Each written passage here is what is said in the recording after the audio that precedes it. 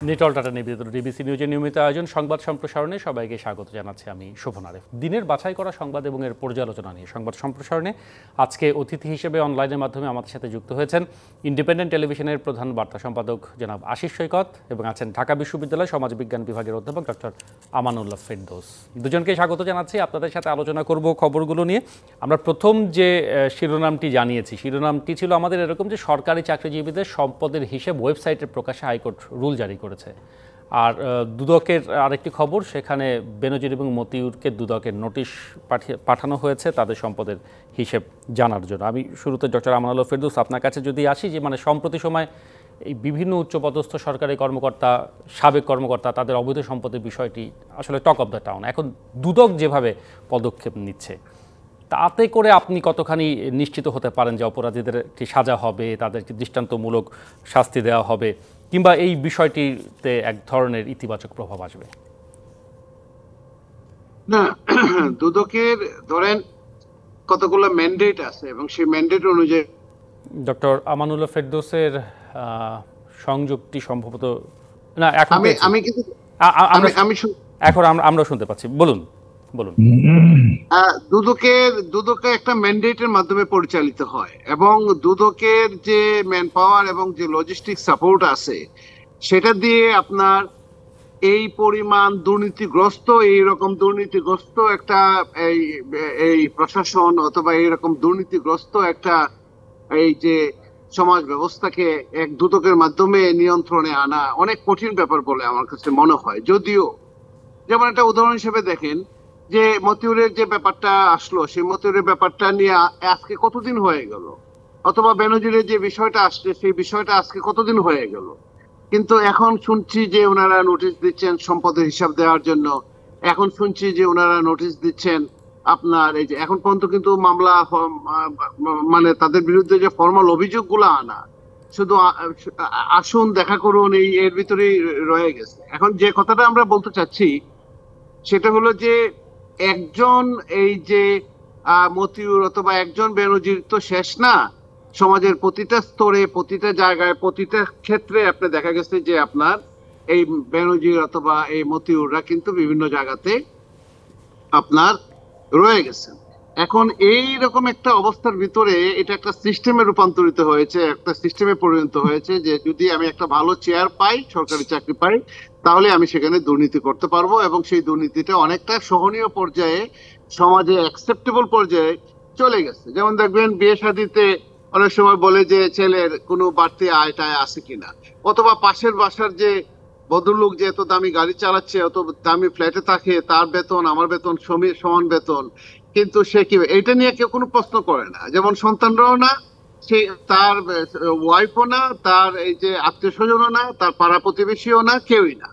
Doctor Amanullah Ferdous, সমাজবিজ্ঞান হিসেবে আপনি আরো ভালো ব্যাখ্যা দিতে পারবেন, এটা একটা সংস্কৃতির অংশই হয়তো হয়ে গেছে। কিন্তু আমরা ইদানিং দেখছি যে দুদক আমলা, প্রকৌশলী, পুলিশ কর্মকর্তা সহ প্রায় 2 শতাধিক সরকারি কর্মকর্তার বিরুদ্ধে তারা তদন্ত শুরু করেছে। তাদের আয়কর বিবরণী দেখছে, অবৈধ সম্পদের বিষয় তাদের সুনির্দিষ্ট কারো বিরুদ্ধে যে বিষয়গুলো আছে সেগুলো দেখছে। দুদকের এই পদক্ষেপকে আপনি কতখানি ইতিবাচক মনে করেন, কিংবা এটি আসলে একটি ভালো দিকে নিয়ে যাবে কিনা সেটি মনে করেন কিনা? মানুষের সন্দেহ আছে। কেন সন্দেহ আছে? দুদক কাজ করবে, কিন্তু বিষয়গুলো তো দুদক বের করে নাই। বিষয়টা তো বের করেছে একটা ছাগল, এবং আপনার বিষয়গুলো তো দুদক বের করে নাই। বিষয়টা বেনজির সাহেবের বিষয়টা বের হয়েছে 2টা গ্রুপের ভিতরে মারামারি বা আরো অন্যান্য ঘটনা থাকতে পারে। তো এখন দুদক শতপ্রণোদিত হয়ে এই কাজটা কিন্তু করতে পারে না, এবং মিডিয়া বের করে নিয়ে আসছে। এবং আপনি দেখবেন যতগুলা ঘটনা ঘটেছে বাংলাদেশে এবং যতগুলা ঘটনা সামনে আসছে এই দুর্নীতি, তার বেশিরভাগই কিন্তু মিডিয়াই আলটিমেটলি কিন্তু নিয়ে আসছে। এবং তাহলে দুদকের কাজটা কি?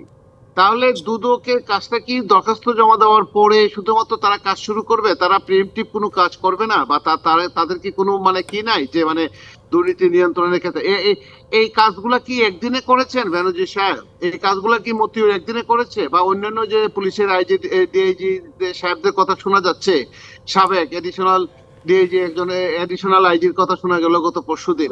তো এই কথাগুলো, এই জিনিসগুলো তো একদিনে হয় নাই। বা এখনো কি বন্ধ হয়ে গেছে? এখনো কি এনবিআর এ কোনো কিছু নাই? এখনো কি আপনার এই যে বিভিন্ন সেক্টরে কি কোনো কিছু নাই? আমরা তো শুনলাম যে রেট নাকি আরো বেড়ে গেছে। তো এইরকম একটা অবস্থার ভিতরে আপনাকে এইরকম একটা অবস্থার ভিতরে আপনি একটা একটা সিস্টেমটাই যখন আপনার কলাপস করে যায়, আমরা বারবার বলে আসছিলাম যে একটা গুড গভর্নেন্স এখানে জি, যদি তৈরি করতে না পারি, তাহলে মুক্তিযুদ্ধের ফসলটা খেয়ে ফেলবে। একদম একদম মুক্তিযুদ্ধের ফসল স্পষ্ট খেয়ে আপনার ফেলার বক্তব্য। জন্য জি, বসে আছে এখানে মানুষ। ডক্টর আমরুল ফেদুর, ধন্যবাদ। আমি একটু জনাব আশিস সৈকতের কাছে যাই। দুদকের বিষয়টি রয়েছে, সেই সাথে আমরা এখন উচ্চ আদালতকেও দেখছি এই বিষয়ে এগিয়ে আসতে। মানে আজকে একটি রুল জারি করা হয়েছে যে সরকারি চাকরিজীবীদের সম্পদের হিসাব ওয়েবসাইটে প্রকাশ করতে হবে। আয়কর বিবরণীতেও সম্পদের হিসাব দেওয়া হয়। মানে এতে করে কি আসলে দুর্নীতি রোধ করা সম্ভব হবে কিনা, কিংবা সেই স্বচ্ছতা আনা সম্ভব হবে কিনা, যেটি নিয়ে আমরা আলোচনা করছি। আশিস সৈকত, আপনার কাছে কি মনে হয়? না, ধন্যবাদ আপনাকে। না দেখেন, এই যে আজকে যে রিটটা হয়েছে হাইকোর্টে, যে সরকারি কর্মকর্তাদের সম্পদের হিসাব ওয়েবসাইটে প্রকাশ করা, সেইটা কিন্তু আমার কাছে আবার একটু ব্যাকআপাই লাগছে।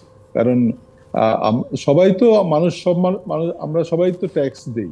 ট্যাক্স যে দেয় সেটা কিন্তু এক ধরনের গোপন নথি। তো সেই গোপন নথিটা, হ্যাঁ, যখন ইলেকশন করতে হয়, নির্বাচন করে মানুষ, তখন তার সম্পদের আয় ব্যয়ের হিসাব জমা দিতে হয়। এর বাইরে কিন্তু ব্যক্তিগত আমরা যে রিটার্ন জমা দেই, আয়কর রিটার্ন, সেইটা কিন্তু যার যার ব্যক্তিগত নথির মধ্যেই থাকে। তো সেইটি ওয়েবসাইটে প্রকাশের যে দাবিতে যে রিটটি করেছেন, সেইটা কতটা যৌক্তিক বা শেষ পর্যন্ত হাইকোর্ট কি রায় দেয় সেটা দেখার জন্য আমাদের অপেক্ষা করতে হবে। কিন্তু এই বিষয়টা আলোচনায় আসছে বা এই বিষয়টা বাতাস পেয়েছে এই কারণেই, যেহেতু এখন আমরা দেখছি যে একের পর এক সরকারি কর্মকর্তাদের এইসব দুর্নীতির খবর গণমাধ্যমে প্রকাশ পাচ্ছে। বিশেষত গত কয়েক মাস ধরে যদি আমরা দেখি যে এই দুর্নীতির খবর, আপনি শুরুতে যেমনটি বলছিলেন, সাবেক আইজিপি বেনজির আহমেদ, কিংবা কাস্টমস কর্মকর্তা মতিউর রহমান, কিংবা এরকম আরো বেশ কয়েকজনের নাম যখন খবর হলো, এবং খবর হওয়ার পরেই কিন্তু, এবং গণমাধ্যমে খবর হওয়ার আগে কিন্তু দুর্নীতি দমন কমিশন বলেন বা কোনো প্রতিষ্ঠানে কিন্তু খুব নড়ে চড়ে বসেনি। গণমাধ্যমে খবর প্রকাশের পর এই তদন্ত কর্মগুলো আমরা দেখলাম শুরু হলো। কিছুটা ডাকাডাকি, কিছুটা তাদের তলব করা, কিছুটা তদন্ত করা, তাদের ব্যাংক অ্যাকাউন্ট ফ্রিজ করা, যেগুলো হয় সেই ঘটনাগুলি ঘটছে, এবং আমরা জানি না সেটা কতদিন ঘটবে। তবে আমরা দেখলাম যে গত সপ্তাহে কিন্তু পার্লামেন্টে প্রধানমন্ত্রী শেখ হাসিনাও কিন্তু বলেছেন যে দুর্নীতির ব্যাপারে সরকার একেবারে জিরো টলারেন্স দিয়ে পদক্ষেপ শুরু করেছে, এবং তার সেই বক্তব্যের সঙ্গে কিন্তু এই বিষয়গুলো কিছুটা আমরা দেখলাম যে কিছুটা যুগসন্দেহ আমরা দেখতে পেলাম, যে এরপরে কিন্তু একটার পর একটা ঘটনা ঘটছে। এবং আপনি যদি সর্বশেষ বলেন যে খুব আলোচিত একজন ব্যবসায়ী, চট্টগ্রামের একজন ব্যবসায়ী এস আলম, সেই এস আলম কাণ্ডের খবরও কিন্তু আমরা দেখলাম গণমাধ্যমে আসতে শুরু করেছে, যে তা প্রায় 7,000 কোটি টাকার যে তিনি ভ্যাট ফাঁকি দিয়েছেন, সেই দাবিনামা যারা চট্টগ্রাম কাস্টম জারি করেছেন, সেটাও আসতে শুরু করেছে। মানে সেটাও কিন্তু আরেক ধরনের দুর্নীতির চেষ্টা। তো এই যে সমাজটাই আসলে আমাদের, আপনি সরকারি কর্মকর্তা যারা, তারা তো যারা যখন সরকারি অফিসে থাকেন, তো তাদের মধ্যে কিন্তু সেই ব্রিটিশ কলোনিয়াল সেই মাইন্ডসেটটা কিন্তু এখনো রয়ে গেছে। তারা রাজা আর আমরা হলাম প্রজা, মানে যারা সাধারণ নাগরিক তারা প্রজা। এবং এমন একটা ফন্দির মধ্যে ফেলে দিয়েছে আমাদের, যে সেই সরকারি অফিসে আপনি যদি ভূমির কর দিতে দিতে যান, সেখানেও আপনি ঘুষ ছাড়া কর দিতে পারবেন না। আপনার জমি আপনি খাজনা দিবেন, কিন্তু আপনার সেখানে কিছু টাকা বাড়তি না দিলে আপনার একটা না একটা সময় ক্ষেপণ হবে, অথবা আপনাকে একটা ঝামেলায় ফেলবে, দিতে হবে বাধ্য। আপনি ইনকাম ট্যাক্সের ফাইলে দিতে চান, আপনি যদি যখনই আপনি সঠিকভাবে আয়কর দিবেন, তারপরে দেখবেন যে আপনার একটা হেনস্থা করার চেষ্টা হচ্ছে। এবং প্রতি পদে পদে কিন্তু এই যে সরকারি আমলাতন্ত্র এমন ভাবে জেঁকে বসেছে আমাদের মধ্যে। এবং এইটার একটা বড় কারণ আমার কাছে মনে হয় যে আমাদের রাজনীতিবিদরা, রাজনীতিক যে আমাদের আমাদের রাজনৈতিক যে সমাজটা বা রাজনৈতিক দলগুলো, এগুলো বোধহয়, বা রাজনৈতিক সরকার, আমার কাছে মনে হয় যে ক্রমশ যখন দুর্বল হয়, তখনই আমলাতন্ত্র অনেক বেশি স্ট্রং হয়ে যায়, শক্তিশালী হয়ে যায়। এবং রাজনীতিবিদরা শক্তিশালী হলে কিন্তু আসলে জনগণ শক্তিশালী হয়, জনগণের ক্ষমতায়িত হয়, জনগণ কথা বলতে পারে। কিন্তু এখন আমার কাছে মনে হয় যে যারা আমাদের রাজনীতি করেন তারা অনেক দুর্বল, কিন্তু আমলারা অনেক বেশি শক্তিশালী। এবং তারা এত বেশি শক্তিশালী, দেখেন একজন দুর্নীতিবাজ, বা আমি এখনো অভিযুক্ত বলি, একজন অভিযুক্ত ব্যক্তির নামে যখন একটার পর একটা খবর বেরোতে শুরু করলো একাধিক পুলিশ কর্মকর্তা, তখন দেখেন তাদের পুলিশ সার্ভিস অ্যাসোসিয়েশন গণমাধ্যমকে নসিহত করা শুরু করলো, যে গণমাধ্যমে খবর প্রচার করতে হলে তাদের সঙ্গে কথা বলতে হবে। মানে এটা এক ধরনের মামার বাড়ির আবদারের মতো আর কি। যে এটা কিভাবে বলা সম্ভব যে ঠিক আছে, তখন তারা বলতে পারেন। এখন অবশ্য তারা, আমি দেখলাম যে সুর পরিবর্তন করেছেন, কালকে থেকে আমি দেখলাম তারা বলতে শুরু করেছেন যে কোনো ব্যক্তির দায় কোনো বাহিনী নেবে না। এটাই তো হওয়া উচিত। শুধু কেন নিবে? একজন সাংবাদিকও যদি সাংবাদিক সম্পর্কে যদি অভিযোগ ওঠে, আমি তো মনে করি সাংবাদিক সমাজের অবশ্যই পরিষ্কার করে বলা উচিত, হ্যাঁ তার বিরুদ্ধে অভিযোগ উঠলে তার তদন্ত হওয়া উচিত, দুর্নীতি বিচার হওয়া উচিত। তার দায় কেন সাংবাদিক সমাজ দিবে? বা একজন বেনজিরের দায় বা একজন মতিউরের দায় কেন সরকারি সব কর্মকর্তাদের শরীরের উপর লাগবে, বা দায় কেন তারা নেবে? মানে আপনি বলছেন যে কেন একটা হবে? অনিয়ম দুর্নীতির বিরুদ্ধে একটা সংস্কৃতি গড়ে তোলা উচিত, মানে সার্বিক ক্ষেত্রে সেটি হলে না, হয়তো ডেফিনেটলি। বিষয়টি এবং টেকসই হওয়া এবং সম্ভব। সেটি যদি না হয় হ্যাঁ। তাহলে কিন্তু আসলে শুধু কথার কথাই থেকে যাবে এবং কাজের কাজ কিছু হবে না। আজকে হয়তো একটা বেনজির মতিউর নিয়ে আমরা আলোচনা করছি, পরশু দেখবো আরেকটা বড় ঘটনা জি। এসছে এবং সেটাতে আসলে ঢাকা পড়ে যাবে এই বেনজির মতিউরের দুর্নীতির খবর। অনেক ধন্যবাদ জনাব আশিস সৈকত, ডক্টর আমানুল্লাহ ফেরদৌস। আমরা একটা বিরতি নিতে চাই, নিটল টাটা নিবেদিত সংবাদ সম্প্রসারণে আমরা ফিরবো কিছুক্ষণের মধ্যে, সাথেই থাকুন। আমরা ফিরে এলাম নিটল টাটা নিবেদিত সংবাদ সম্প্রসারণে। আমাদের সাথে আজকে আছেন ইন্ডিপেন্ডেন্ট টেলিভিশনের প্রধান বার্তা সম্পাদক আশিস সৈকত এবং আছেন ঢাকা বিশ্ববিদ্যালয়ের সমাজবিজ্ঞান বিভাগের অধ্যাপক ডক্টর আমানুল্লাহ ফেরদৌস। আবারও স্বাগত আপনাদের দুজনকেই। যে এবার একাধিক বিষয় নিয়ে আলোচনা করতে চাই, যদি সংক্ষেপে একটু আপনাদের মতামত জানান তাহলে হয়তো আলোচনাটা আমরা পূর্ণ করতে পারবো। একটি বিষয় এরকম যে শিক্ষক আন্দোলনকে কেন্দ্র করে আজকে বরিশাল বিশ্ববিদ্যালয়ে মানে শিক্ষক কর্মকর্তাদের মধ্যে একটা সংঘর্ষ হয়েছে, 10 জন আহত।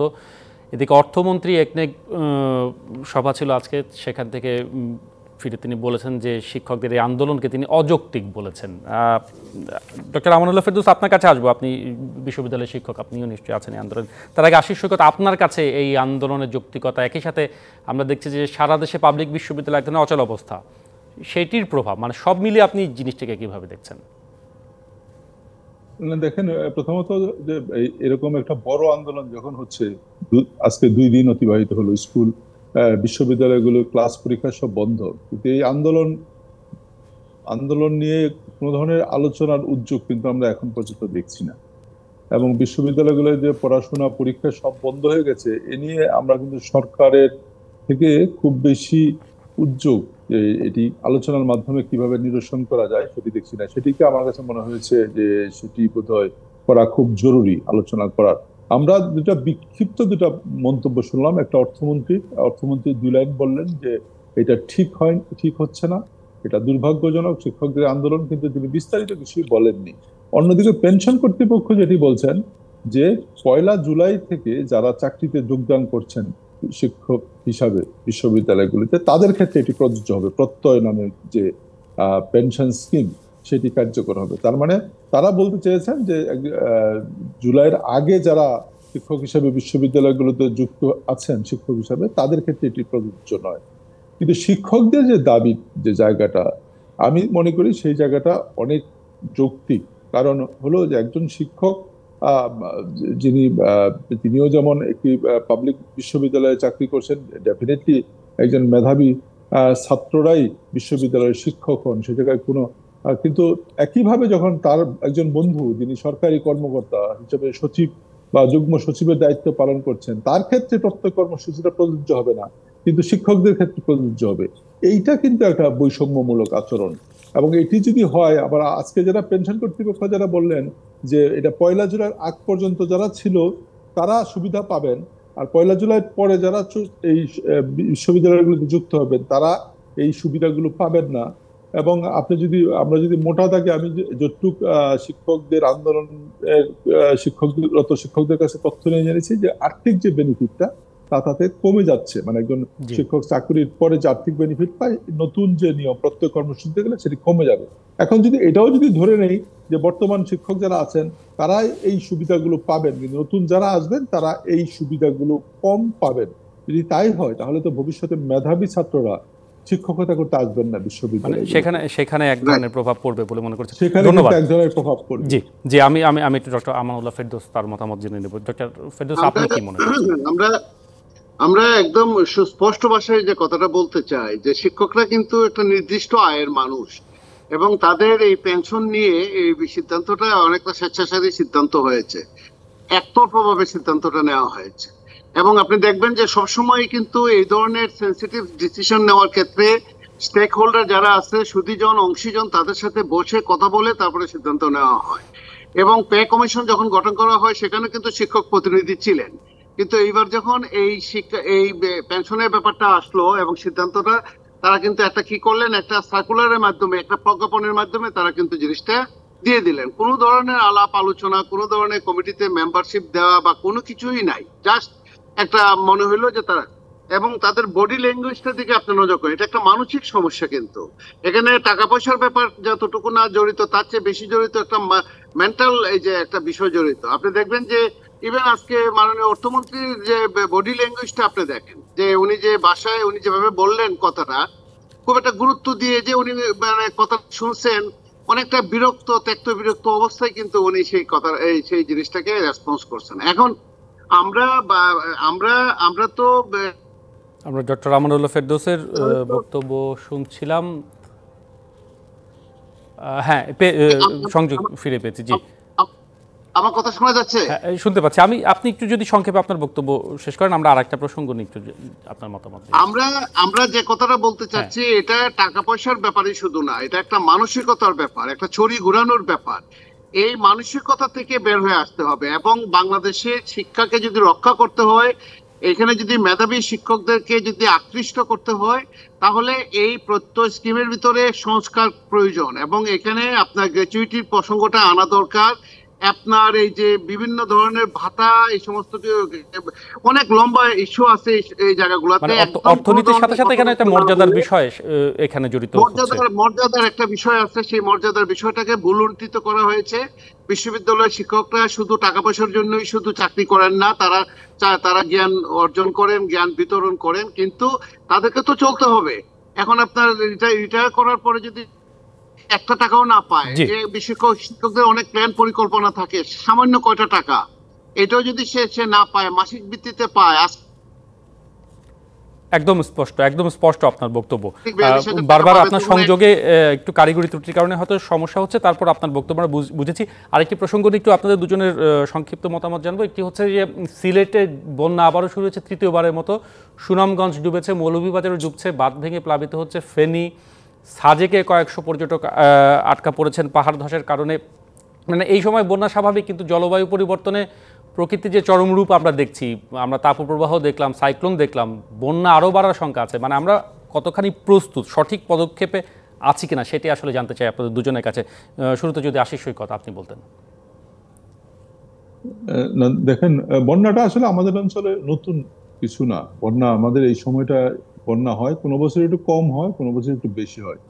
এইবার কিন্তু আমাদের গত 2-3 বছরের তুলনায় কিন্তু আমাদের মনে হচ্ছে যে বন্যাটা একটু বেশি, এবং লম্বা সময় ধরে থাকার যে পূর্বাভাস, তাতে কিন্তু আমরা দেখছি যে এটা অগাস্ট পর্যন্ত কিন্তু বন্যাটা প্রলম্বিত হতে পারে। যদি লম্বা সময় ধরে বন্যাটা চলতে থাকে, তাহলে কিন্তু আসলে ক্ষয়ক্ষতিটা অনেক বেশি বেড়ে যায়। এবং যে কথাটা আসলে সবসময় বলা হয় যে আমাদের এখানে বন্যাটাও যেমন হচ্ছে, আবার শুষ্ক মৌসুমে পানির সংকটও হচ্ছে। এইটার দুইটা বিষয়। একটা হলো যে আমরা আমাদের যে নদীগুলো কিন্তু আমরা ড্রেজিং হয় না ওই অর্থে।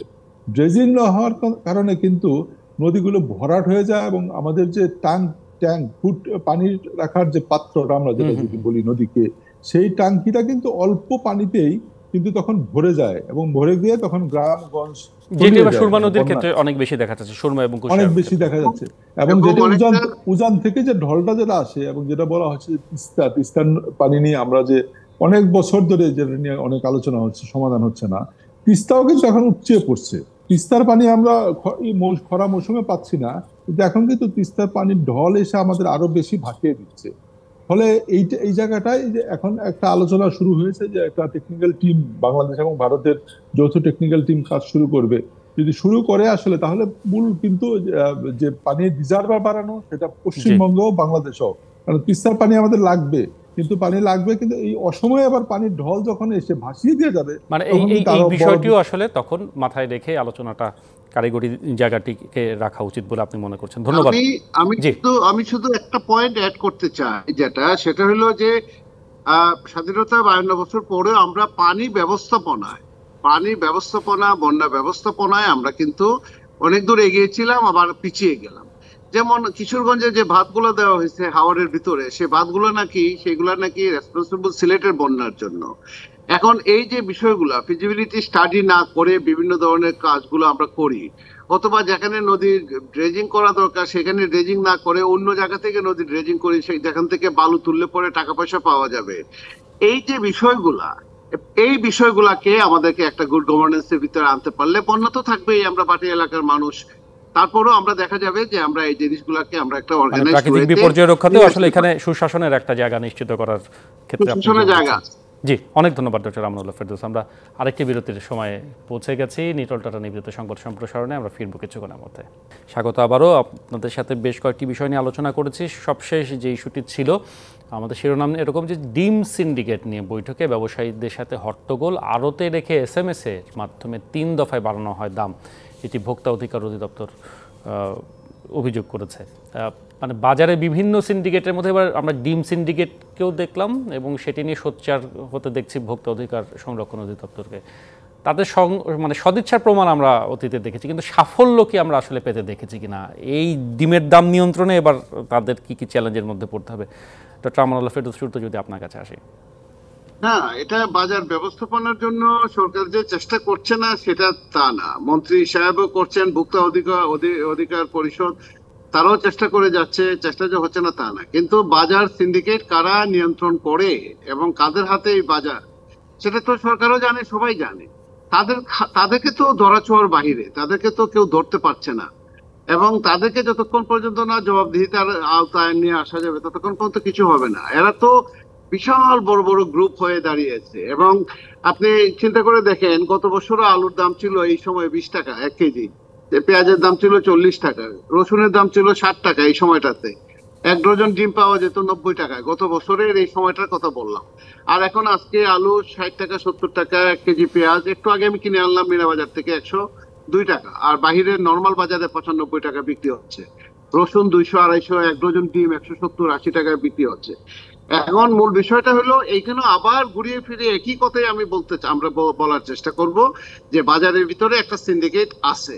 সেটা সিন্ডিকেটের বিষয়টা নিয়ে যেহেতু সংসদে আলোচনা হয়েছে, সিন্ডিকেটের বিষয়টা নিয়ে যেহেতু মন্ত্রী পরিষদে আলোচনা হয়েছে, সিন্ডিকেটের বিষয়টা নিয়ে যেহেতু বড় বড় আর্টিকেল লেখা হয়েছে, তার মানে সিন্ডিকেট এখানে আছে এবং সরকার স্বীকার করে নিয়েছে সেখানে সিন্ডিকেট আছে।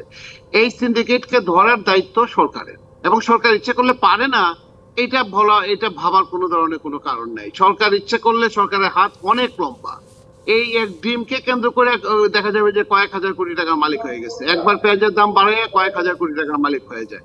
এই জায়গাগুলোতে নিওলিবারাল সোসাইটিতে, নব্য উদারতাবাদ সমাজ ব্যবস্থার ভিতরে বাজারের মতো করে ছেড়ে দিতে হয়, সেটা ঠিক আছে, কিন্তু বাজার মনিটরিং এর বিষয় কিন্তু সারা পৃথিবীতে আছে।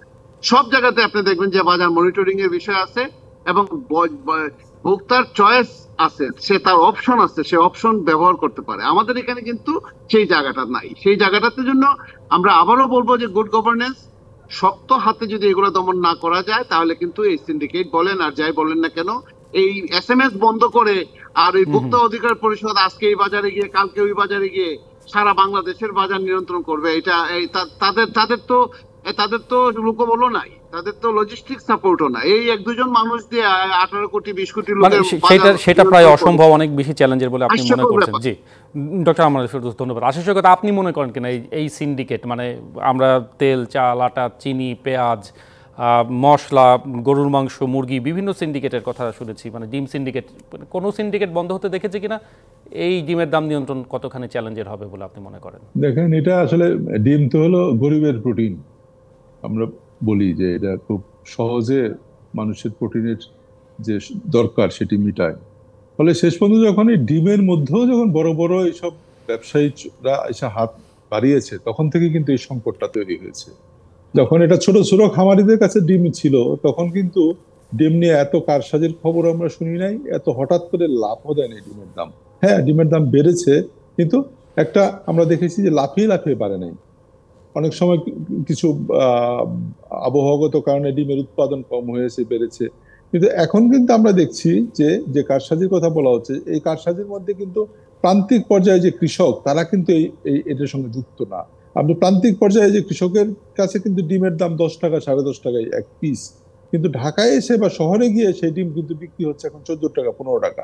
তো সেই জায়গায় সিন্ডিকেটের কথা, এবং যেটি একটু আগে বলা হলো যে সিন্ডিকেটের কথা সবাই কিন্তু বলছে না, কিন্তু সমাধানের পথটা কিন্তু আমরা দেখছি না। আমরা হঠাৎ দেখি ভোক্তা অধিকার এই ডিমের ক্ষেত্রে বেরোচ্ছে, হঠাৎ করে দেখি যখন চিনির দাম বাড়ে, তেলের দাম বাড়ে, টিসিবি হঠাৎ করে সক্রিয় হয়, আবার কয়েকদিন পরে আবার মিলিয়ে যায় সেই উদ্যোগগুলো। একেবারে আসলে শীর্ষ পর্যায় থেকে যদি বিষয়গুলো না হয়, এবং এটা তো ডেফিনেটলি সংশ্লিষ্ট মন্ত্রণালয়, বাণিজ্য মন্ত্রণালয়ের কথা আমরা বলতেই পারি। আপনার নিশ্চয় মনে আছে যে বাণিজ্য মন্ত্রণালয়ে যখন তোফায়েল আহমেদ যখন বাণিজ্য মন্ত্রী ছিলেন, যখন জিনিসপত্রের নিত্য প্রয়োজনীয় এইসব জিনিসের দাম বাড়তো, তখন যে বৈঠক উনি ডাকতেন আমরা দেখতাম মন্ত্রণালয়ে। আমি তখন রিপোর্টার হিসেবে সুযোগ হয়েছিল সেসব কাভার করার। আমরা দেখতাম কিন্তু যে এইসব যারা আমদানিকারক, যারা এই মালিকরা কিন্তু সেসব বৈঠকে উপস্থিত হতেন। আমি দেখেছি স্কয়ারের মালিক শামসুনের চৌধুরী সেখানে যেতেন, আমরা দেখেছি বড় বড় কোম্পানি, সব বড় 8-10টা বড় কোম্পানি মালিকরা সেখানে যেতেন। এখন হয়েছে কি, এই বাণিজ্য মন্ত্রী যখন কোনো বৈঠক ডাকেন তখন যায় জিএম এজিএম লেভেলের লোকজন, যারা কোনো সিদ্ধান্ত দিতে পারেন না। ফলে আমার কাছে মনে হয় যে এই জায়গাটায় মন্ত্রণালয়টার বোধহয় আরো বেশি, এবং মোটা দাগে যদি বলি সরকার, সেখানে তারা যদি আরো বেশি সক্রিয় হয়, আরো বেশি কঠোর হয়। হ্যাঁ, কোনো জিনিসের দাম যদি বাড়ে, এটা ফিড পর্যায়ে যদি বাড়ে, ফিডের দাম বাড়ে, তাহলে মুরগির দাম বাড়বে, মুরগির ডিমের দাম বাড়বে, বা চিনির দাম যদি বিদেশে বাড়ে, বাজারে বাড়বে। কিন্তু লাভ দিয়ে বাড়ে, যে অতি মুনাফার সঙ্গে যারা যুক্ত, তাদের যদি নিয়ন্ত্রণের মধ্যে না আনা যায়, তাহলে কিন্তু সরকারের মতো বলেই যাবে, বা ভোক্তা অধিকার তার মতো বাজার মাঝে মাঝে যাবে আর আসবে। আমরাও গণমাধ্যম নিউজ করব, কিন্তু কাজের কাজ কিন্তু কিছু হবে না, এবং ভুক্তভোগী হবেন সাধারণ ভোক্তারা, সাধারণ মানুষের কাছে যে এটি যাবে। অনেক ধন্যবাদ আপনাদের দুজনকেই, জনাব আশিস সৈকত এবং ডক্টর আমানুল্লাহ ফেরদৌস। আমাদেরকে সময় দেওয়ার জন্য ধন্যবাদ জানাতে চাই। এখন যারা আমাদের সাথে ছিলেন, এই ছিল আমাদের আজকের নিটল টানা নিবেদিত সংবাদ সম্প্রসারণে। থাকুন ডিবিসি নিউজের সাথেই।